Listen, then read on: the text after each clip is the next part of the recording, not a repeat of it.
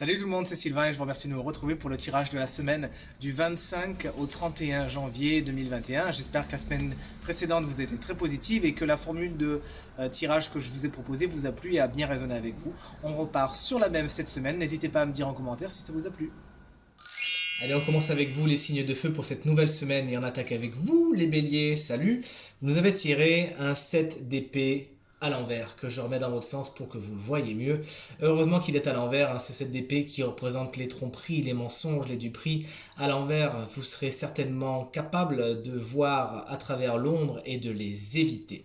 Cette carte justement, elle nous dit que si vous savez éviter tout ce qui sont les mésactions et compagnie et les gens qui seraient capables de les faire, cette carte, elle vous dit également de vous rester bien dans les lignes, bien dans les clous cette semaine. Faites les choses honnêtement, ne cachez rien, ne dissimulez rien, soyez transparent. C'est ce qui sera le plus positif pour vous.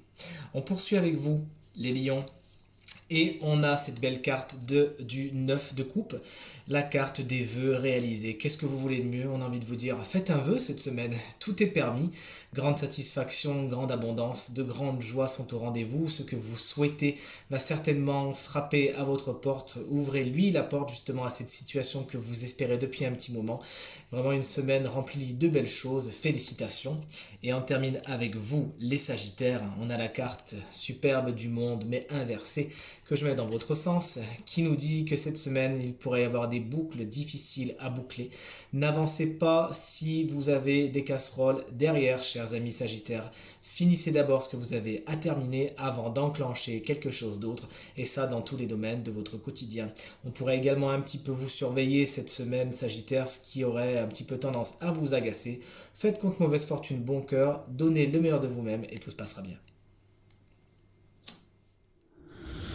À nous de jouer les signes d'eau et on commence tout de suite avec vous les cancers. Salut, une belle reine d'épée pour cette semaine qui arrive. Si c'est une personne, ça serait une personne à l'intellect développé qui saura vous aider à prendre des décisions, qui saura faire en sorte que le calme se fasse dans votre mental. Une superbe alliée pour vous au niveau intellectuel cette semaine. Si c'est une énergie, eh bien nul doute que vous saurez prendre des décisions les meilleures et voir les choses clairement, froidement, en laissant de côté l'émotionnel, justement, cher cancer, qui parfois vient un petit peu polluer votre vision des choses. Et bien là, on voit les choses telles qu'elles sont, sans chichi, sans pompon. On sait prendre les décisions qu'il faut et c'est pour le meilleur.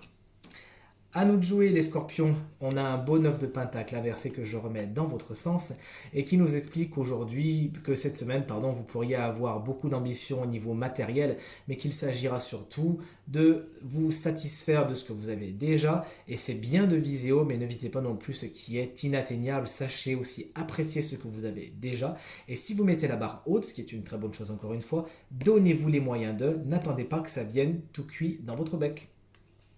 Et on termine avec vous, les poissons. On a un 2 d'épée pour cette semaine nouvelle qui arrive. 2 d'épée qui annonce des décisions difficiles à prendre. Alors n'hésitez pas à vous rapprocher des énergies des cancers, hein, avec cette belle reine d'épée qui saura vous aider. Vous, c'est plutôt des dilemmes. Est-ce que je vais à droite? Est-ce que je vais à gauche? Est-ce que je choisis Pierre? Est-ce que je choisis Paul?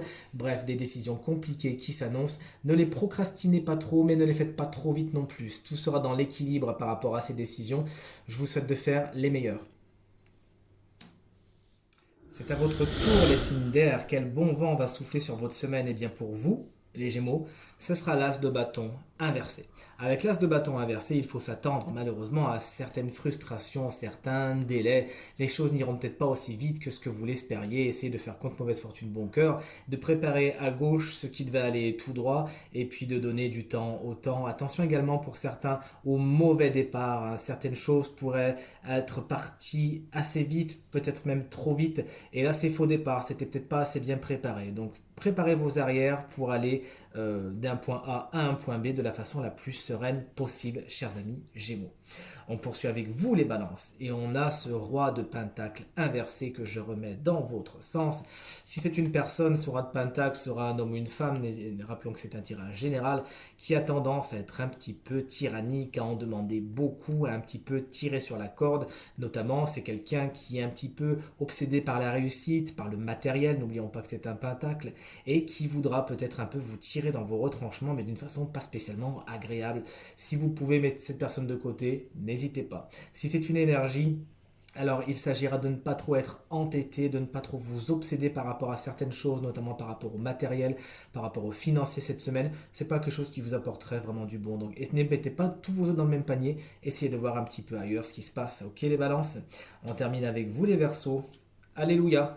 Un 8 d'épée inversé. Regardez, alors inversé, son message est un peu plus sympa que quand il est à l'endroit.